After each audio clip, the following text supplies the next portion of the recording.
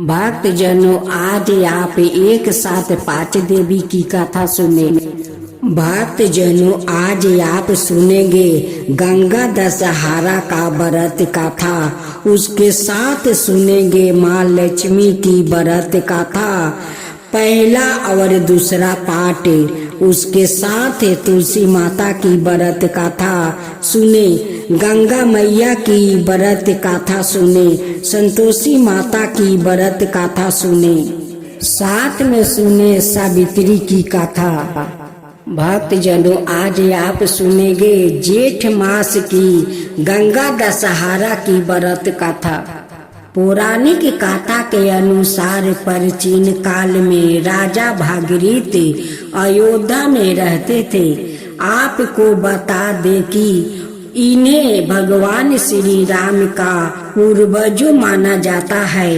एक बार राजा भागीरथ को अपने पूर्वजों का दर्पण करने के लिए गंगा जल की आवश्यकता पड़ी। उस समय माँ गंगा स्वर्ग लोक में ही बहती थी। यही सोच कर राजा भागीरथ ने माँ गंगा को धरती पर लाने के लिए कई बरस तक घोर तपस्या किया, लेकिन फिर भी उन्हें कोई सफलता नहीं मिली।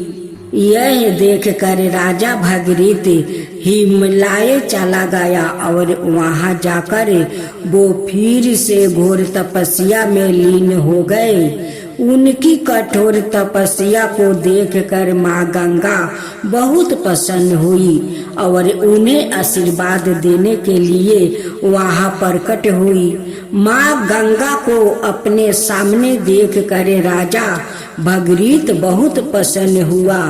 उन्होंने माँ गंगा को धरती पर लाने को कहा। यह सुनकर माँ गंगा ने उनका अनुरोध स्वीकार कर लिया, लेकिन राजा भागीरथ के सामने एक बड़ी समस्या खड़ी हो गई। गंगा माता का वेग बहुत अधिक था। यदि वहाँ पृथ्वी पर आ जाती तो सारी पृथ्वी नष्ट हो जाती। उनकी इस परेशानी को महादेव यानी भगवान शिव ही दूर कर सकते थे। जब राजा भागीरथ को इस बात का पता चला तो वो भगवान शिव की तपस्या करने लगे। एक बरस तक राजा भागीरथ भगवान शिव की घोर तपस्या करते रहे। कभी पैर के बल खड़े होकर तपस्या करते तो कभी बिना खाए। राजा भागीरथ की इस कठोर तपस्या को देखकर भगवान शिव बहुत प्रसन्न हुए और उनके अनुरोध को स्वीकार कर लिया। तब ब्रह्मा जी ने अपने कमंडल से गंगा माता की धारा प्रवाहित कर दिया। तब भगवान शिव ने माँ गंगा को अपने बालों में बांध लिया। करीब 32 दिनों तक माँ गंगा शिव जी के केशों में प्रवाहित होती रही। जेठ मास के शुक्ला पक्ष की दशमी के दिन भगवान शिव ने अपनी एक जाटा खोली और गंगा माता को धरती पर जाने को कहा। तब राजा भागीरथ ने माँ गंगा के धरती पर आने के लिए हिमालय की दुर्गम पहाड़ियों के बीच से रास्ता बनाया था। जब माँ गंगा पर्वत से मैदान में पहुंची तब राजा भागीरथ ने अपने पूर्वजों को गंगा जल से दर्पण करे उन्हें मोक्ष प्रदान किया। माँ गंगा का जिस दिन धरती पर अवतरण हुआ उस जेठ मास के शुक्ला पक्ष की दशमी तिथि का दिन था। इसलिए इस दिन माता गंगा की पूजा का विशेष परंपरा है। जय गंगा मैया, जय भागीरथी मैया। अब आप सुनेंगे माँ लक्ष्मी की व्रत कथा। इस व्रत को स्त्री या पुरुष कोई भी कर सकता है। इस व्रत को करने से उपवासक को धन और सुख समृद्धि की प्राप्ति होती है। घर परिवार में लक्ष्मी का वास बनाए रखने के लिए भी यह व्रत उपयोगी है। इस दिन स्त्री पुरुष लक्ष्मी की पूजा करते हुए सफेद फूल, सफेद चंदन आदि से पूजा करते हैं। खीर से भगवान को भोग लगाकर प्रसाद ग्रहण करते हैं। इस व्रत के दिन उपवासक को एक समय भोजन करना चाहिए। अगर कोई व्याकृत माता बेभाव लक्ष्मी का व्रत करने के साथ ही लक्ष्मी श्री मंत्र को स्थापित कर उसकी नियमित रूप से पूजा करता है तो उसके व्यापार में समृद्धि और धन में कमी नहीं आता है। या तो माँ लक्ष्मी औरों घर में धन भर देती है। कथा के अनुसार एक समय की बात है, किसी शहर में कई लोग रहते थे। सभी अपने कामों में व्यस्त रहते थे। किसी को किसी से कोई मतलब नहीं था। भजन कीर्तन भक्ति भाव दया माया परोपकार जैसे संसारों का अभाव हो चुका था। शहर में बुराइयां बढ़ गई थी। शराब जुआ रस व्यभिचार चोरी डकैती आदि सब से गुनाह शहर में होने लगे थे। मौजूद इसके उस शहर में कुछ अच्छे लोग भी रहते थे। उनमें शीला नाम की स्त्री जो धर्मी की प्रकृति और संतोष स्वभाव वाली थी। उनका पति भी विवेकी और सुशील था। शीला और उसका पति कभी किसी की बुराई नहीं करते थे और भगवान का भजन करने में अच्छी तरह समय व्यतीत कर रहे थे। शहर के लोग उनकी गृहस्थी की सराहना करते थे। देखते ही देखते समय बदल गया। शीला के पति की अच्छी संगति बुराई में बदल गई। अब वो जल्द से जल्द करोड़पति बनने के ख्वाब देखने लगा।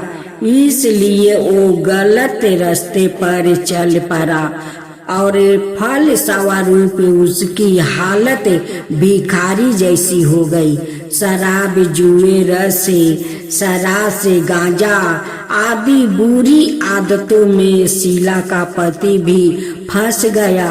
दोस्तों के साथ उसे भी शराब की आदत लग गई। इस प्रकार उसने अपना सब कुछ जुए में गंवा दिया। शीला इस बात से बेहद चिंतित रहने लगी, लेकिन उसे भगवान पर भरोसा था।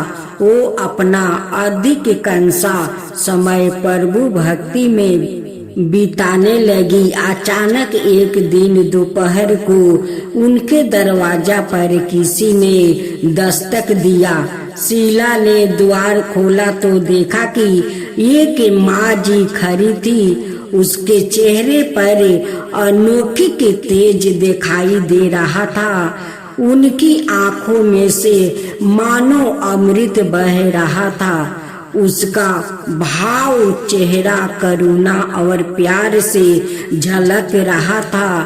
उसको देखते ही शीला के मन को शांति महसूस हुई और उसके रोम रोम आनंदमयी हो उठा।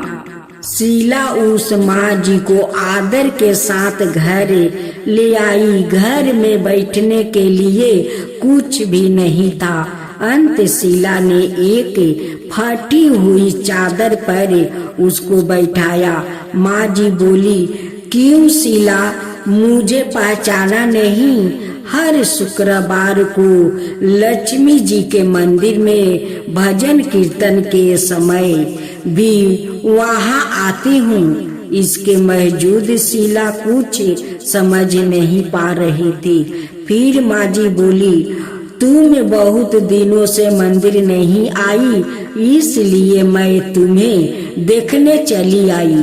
माँ जी के प्रेम भरे शब्दों से शीला का हृदय पिघल गया। उसकी आंखों में आंसू आ गए और वो बिलख बिलख कर रोने लगी। माँ जी ने कहा, बेटी, सुख और दुख तो धूप और जैसे होते हैं। धैर्य रखो बेटी, मुझे तेरी सारी परेशानी पता है।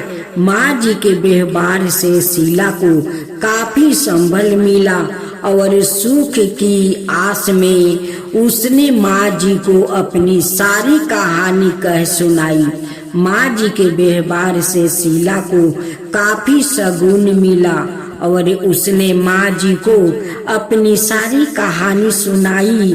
शीला के पूछने पर माँ जी ने उसे व्रत की सारी विधि भी बताई। माँ जी ने कहा, बेटी, माँ लक्ष्मी का व्रत बहुत सरल है। उसे वरद लक्ष्मी व्रत या वैभव लक्ष्मी व्रत कहा जाता है। यह व्रत करने वाले की सब मनोकामना पूर्ण होती है। वो सुख संपत्ति और यश प्राप्ति करता है। शीला यह सुनकर आनंदित हो गई। शीला ने संकल्प करके आंखें खोली तो सामने कोई नहीं था। वो सोच में पड़ गई कि माँ जी कहाँ गई। शीला को तत्काल यह समझते देर नहीं लगी कि माँ जी और कोई नहीं, वो साक्षात लक्ष्मी जी ही थी। दूसरे दिन शुक्रवार था। सुबह स्नान करके स्वच्छ कपड़े पहनकर शीला ने माँ जी द्वारा बताई विधि से पूरे मन से व्रत किया। आखिरी में प्रसाद वितरण हुआ। यह प्रसाद पहले पति को खिलाया। प्रसाद खाते ही पति के स्वभाव में फर्क पड़ गया। उस दिन उसने शीला को मारा नहीं, सताया भी नहीं। शीला को बहुत आनंद हुआ।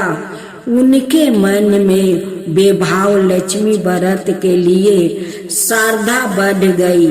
शीला ने पूर्ण श्रद्धा भक्ति से 21 शुक्रवार तक वैभव लक्ष्मी व्रत किया। 21वां शुक्रवार को माँ जी के कहे मुताबिक उद्यापन विधि करके 7 स्त्रियों के वैभव लक्ष्मी व्रत की 7 पुस्तक उपहार में दिया। फिर माँ जी के धन लक्ष्मी स्वरूप की छवि को बंधा करके भाव से मन ही मन प्रार्थना करने लगी, हे माँ धन लक्ष्मी, मैंने आपका वैभव लक्ष्मी व्रत करने की मन्नत मांगी थी, वो व्रत आज पूर्ण किया है। हे माँ, मेरी हर विपत्ति दूर करो, हमारा सबका कल्याण करो। जिसे संतान ना हो उसे संतान देना, सौभाग्यवती स्त्री का सौभाग्य अखंड रखना, कुंवारी लड़की को मन भावना पति देना। जो आपका यह चमत्कारी वैभव लक्ष्मी व्रत करे, उनकी सब विपत्ति दूर करना, सबको सुख करना। हे माँ, आपकी महिमा अपरंपार है। ऐसा बोलकर लक्ष्मी जी के धन लक्ष्मी स्वरूप की छवि को प्रणाम किया। व्रत के प्रभाव से शीला का पति अच्छा आदमी बन गया और खरी मेहनत करके व्यापार करने लगा। उसने तुरंत शीला के गिरवी रखे गहने छुड़ा लिया। घर में धन की वृद्धि हुई। घर में पहले जैसी सुख शांति छा गई। बेभाव लक्ष्मी व्रत का प्रभाव देख कर मोहल्लों की दूसरी स्त्रियां भी विधि पूर्वक बेभाव लक्ष्मी का व्रत करने लगी। अब आप सुनेंगे माँ लक्ष्मी का दूसरा पाठ। एक बार माँ लक्ष्मी का त्योहार आया। हसीनापुर में गांधारी ने नगर की सभी स्त्रियों का पूजा का निमंत्रित दिया, परंतु कुंती से नहीं कहा। गांधारी के 100 पुत्रा ने बहुत सी मिट्टी लगाकर एक हाथी बनाया और उसे खूब सजाकर महल में बीचों बीच स्थापित किया। सभी स्त्रियों पूजा के थाल लेकर गांधारी के महल में जाने लगी। इस पर कुंती बड़ी उदास हो गई।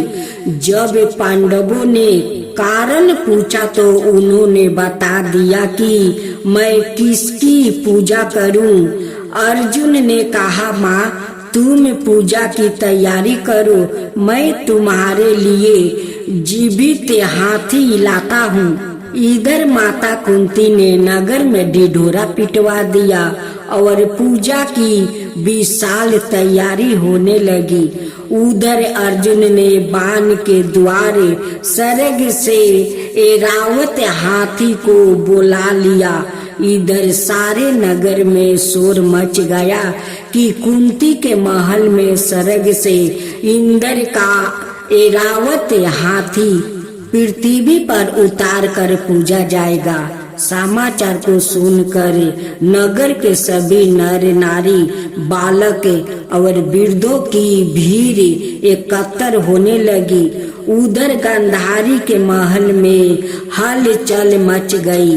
वहां एकत्र हुई सभी महिलाओं अपनी अपनी थालियों लेकर कुंती के महल की ओर जाने लगी। देखते ही देखते कुंती का सारा महल ठासाठस भर गया। माता कुंती ने ऐरावत को खारा करने हेतु अनेक रंगों के चौका पुरवाकर नवबीन रेशमी वस्त्र बिछवा दिया। नगरवासी स्वागत की तैयारी में फूल माला, अबीर, गुलाल, केसरे हाथों में लिए पंचित बर्धे खड़े थे। जब सड़क से ऐरावत हाथी पृथ्वी पर उतरने लगा तो उसके आभूषणों की धवानी गुजने लगी। ऐरावत के दर्शन होते ही जय जयकारा के नारे लगने लगा। साया काल के समय इंद्र का भेजा हुआ हाथी ऐरावत माता कुंती के भवन के चौके में उतर आया। तब सब नर नारियों ने पुष्पा माला, अबीर, गुलाल, केसर आदि सुगंधी पदार्थों चढ़ाकर उसका स्वागत किया। राज्य पुरोहित द्वारे ऐरावत पर महालक्ष्मी जी की मूर्ति स्थापित करके वेद मंत्रों उच्चारण द्वारा पूजन किया गया। नगर वासियों में भी माँ लक्ष्मी पूजन किया। फिर अनेक प्रकार के पकवान लेकर ऐरावत को खिलाया और यमुना का जल उसे पिलाया गया। राज्य पुरोहित द्वारे अस्वाचित वाचन करके महिलाओं द्वारे माँ लक्ष्मी का पूजन करवाया गया। 16 गांठों वाला डोर लक्ष्मी को चढ़ाकर अपने अपने हाथों में बांध लिया। ब्राह्मणों को भोजन करवाया गया। दक्षिणा के रूप में स्वर्ण आभूषण वस्तु आदि दिया गया। तत्पश्चात महिलाओं ने मिलकर मधुर संगीत लहरियों के साथ भजन कीर्तन कर संपूर्ण रात्रि माँ लक्ष्मी व्रत का जागरण किया। दूसरे दिन परात राज्या पुरोहित जी के द्वारे वेद मंत्र चार के साथ जलसाये में माँ लक्ष्मी की मूर्ति का विसर्जन किया गया और ऐरावत हाथी को सामान्य विदा कर इंद्र लोक में भेज दिया गया। भक्त जनों, आज आप सुनेंगे माँ संतोषी की व्रत कथा, साथ में 5 भजन माँ संतोषी का। किसी गांव में एक ब्राह्मणी थी। उनकी एक बेटी और 2 बेटे थे। बेटी का भी शादी हो चुका था और दोनों बेटा को भी शादी हो चुका था। ब्राह्मणी का बेटी का संतान तो होता, लेकिन होते ही मृत्यु हो जाता था। उनकी 2 बार संतान जन्म लिया और दोनों बार उनकी संतान को मृत्यु हो गया। अब तो ब्राह्मणी का बेटी बहुत दुखित रहने लगी। कहने लगी कि भगवान तो देते हैं लेकिन फिर भी छीन लेते हैं। भगवान से कहती है कि भगवान, मुझसे कौन ऐसा भूल हो गया है कि आप तो संतान देते हैं फिर भी क्यों देकर ले लेते हैं। एक दिन ब्राह्मणी का बेटी किसी काम के लिए गांव में जा रही थी। वो देखती है कि 2-4 औरत बैठकर वो पूजा कर रही है। कौन भगवान के पूजा करती है। वो जाकर सामने से देखती है। कहती है कि बहन, आप लोग कौन भगवान के पूजा करती हो। उसमें से एक औरत कहती है कि बहन, हम लोग तो माँ संतोषी का पूजा करती हूँ। हम लोग हर शुक्रवार के दिन माँ संतोषी का पूजा करते हूँ। आज तो शुक्रवार है, हम सभी मिलकर माँ संतोषी का पूजा करती हूँ।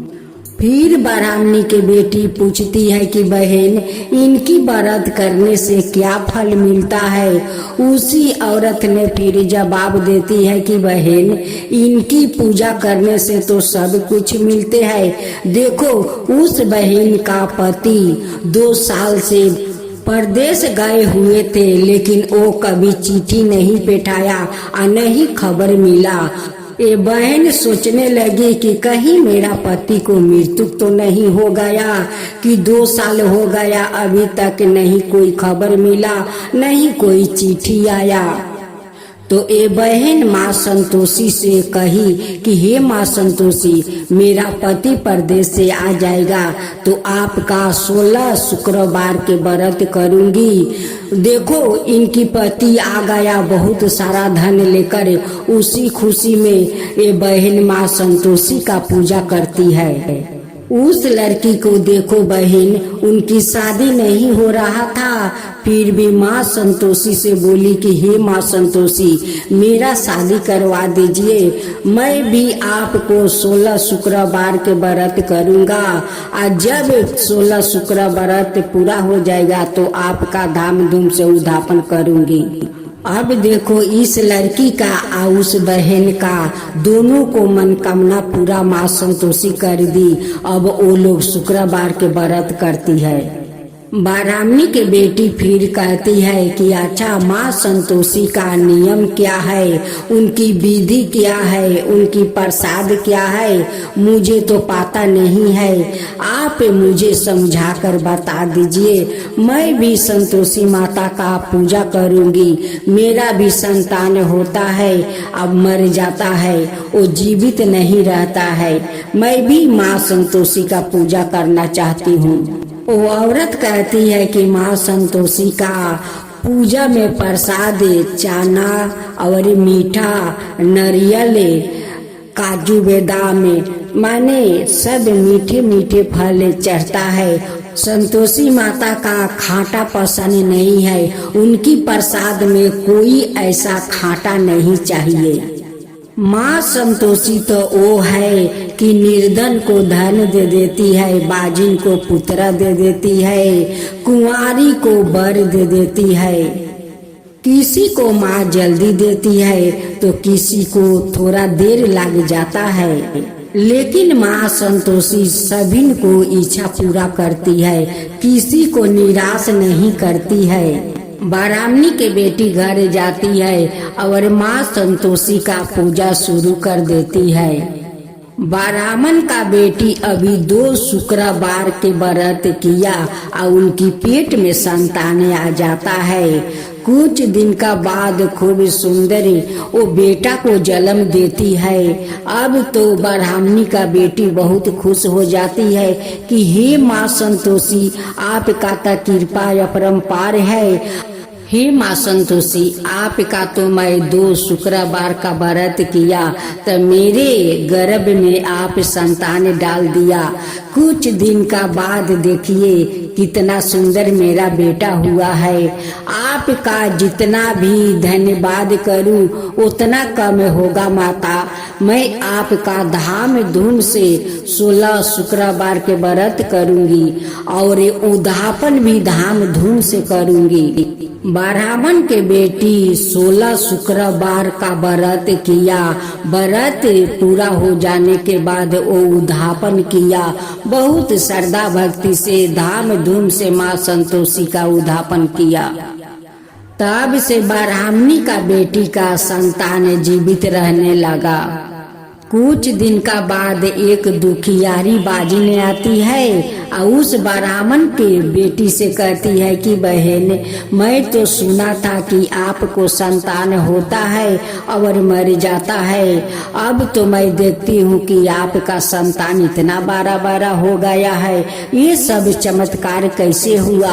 आप कौन भगवान के पूजा किया कि आपके ऊपर इतना बड़ा आशीर्वाद मिल गया? ब्राह्मणी का बेटी कहती है कि बहन, ये सब तो माँ संतोषी का चमत्कार है। उन्हीं का व्रत किया। आज देखो मेरा 2 संतान हो गया, इतना बड़ा हो गया है। माँ संतोषी के आप भी व्रत करो। देखो माँ संतोषी आपका जरूर बाजिन का नाम छोड़ा देगी, आपका गोद संतान से भर देगी। आप भी माँ संतोषी का श्रद्धा भक्ति से व्रत करो। ब्राह्मणी का बात सुनकर उस बाजिन ने जाकर माँ संतोषी के श्रद्धा भक्ति से उनकी पूजा करने लगी। वो भी 16 शुक्रवार व्रत किया और उनकी गोद भी माँ संतोषी भर दिया। कुछ दिन के बाद उन्हें एक बेटी हुआ। अब तो वो बाजिन बहुत खुश हो गई कि माँ संतोषी का पूजा तो करने से माँ संतोषी बहुत खुश कर देती है। माँ तो माँ का दुख समझती है। माँ तो दयालु है, कृपालु है। वो सब का दुख सुन लेती है और उनकी मन के इच्छा पूरा कर देती है। उस औरत ने 16 शुक्रवार के व्रत किया और 16 शुक्र के बाद वो धाम धूम से माँ संतोषी का उद्यापन किया। तो हे माँ संतोषी, जैसे आप ब्राह्मणी को ऊपर कृपा किया, उस बाजिन के ऊपर कृपा किया, वैसा ही सबका ऊपर कृपा कीजिए। हे माँ संतोषी, सबका ऊपर कृपा कीजिए। जो कथा कहे, जो सुने, जो हुंकार भरे, उन सब पर कृपा कीजिए। हे माँ संतोषी, सबका ऊपर कृपा कीजिए। माँ संतोषी की जय हो, माँ संतोषी की जय हो।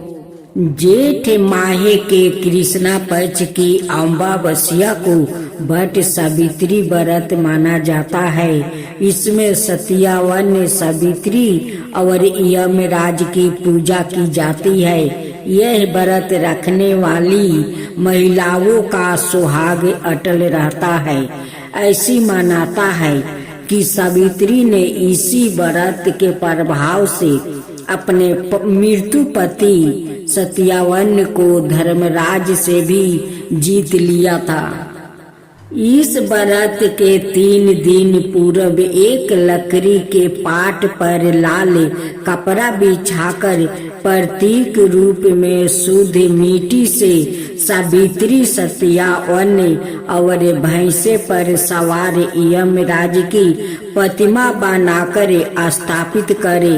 व्रत के दिन प्रात काल बट वृक्ष की एक डाल लाकर किसी मिट्टी के गमले में लगाए और पूजन जल, चंदन, रोली, अक्षत, पुष्पा, फूल, धूप, दीप आदि से करने के उपरांत सती सावित्री नाम अवर यम धर्मराज नाम मंत्र का जप एक माला करे, फिर कच्चे सूता यह मूली को वृक्ष की डाली में बांधे, 7 फेरे लेकर सावित्री सत्यवान का कथा कहे।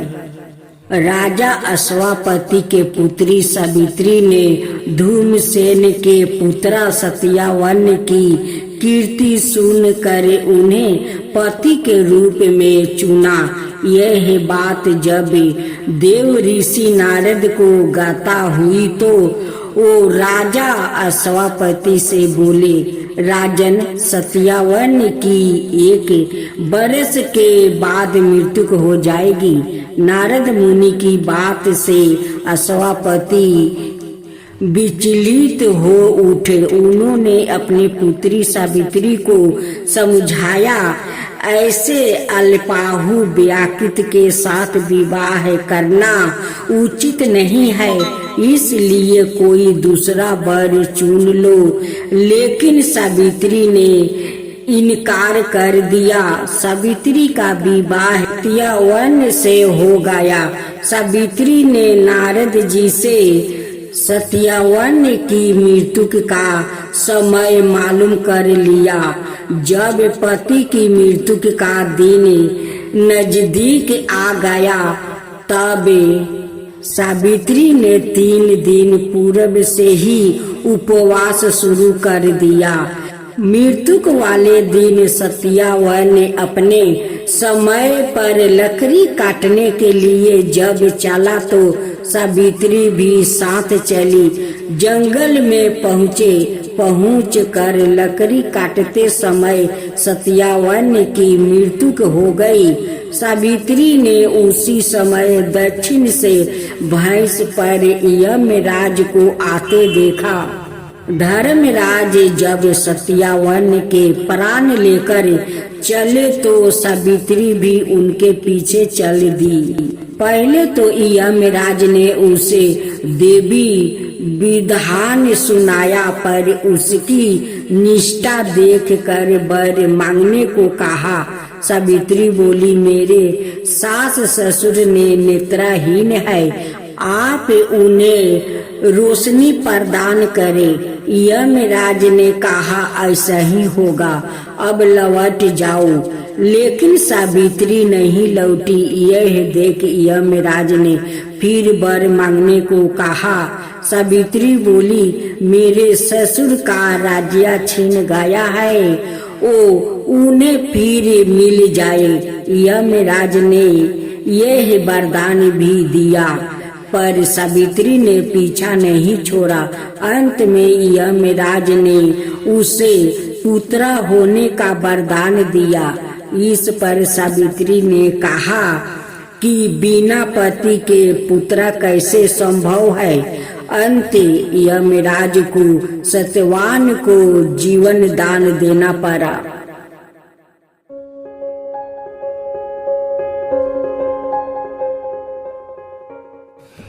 करती हूँ व्रत मैं तेरी, स्वीकार करो माँ। मझधार में मैं अटकी, मेरा पार करो माँ, बेड़ा पार करो माँ। करती